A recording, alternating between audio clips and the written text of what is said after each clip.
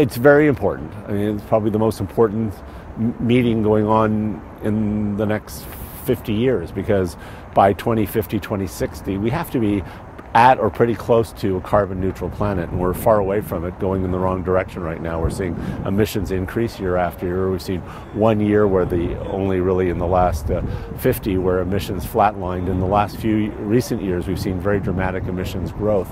So if there is not an effective mechanism that stabilizes GHG emissions and brings them down, we're looking at a serious crisis. We're already locked in, for those of us in Canada, to a 7 or 8 degree warmer Arctic by 2050.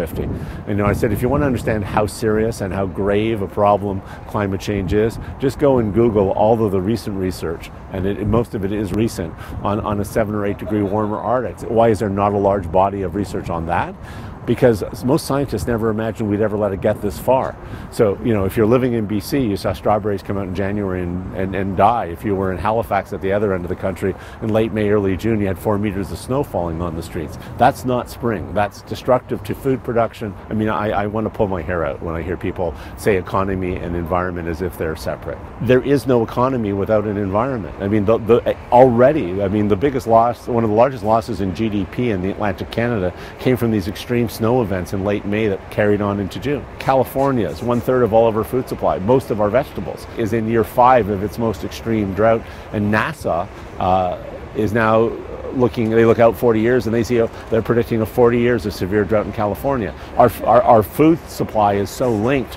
We all should be concerned that the state that produces most of the food for Canada and the United States, or the largest proportion of food, over 1/3 of it, is in severe drought for 40 years. That's going to have consequences for us as pocketbook issues for the availability of certain types of food and the overall cost of food.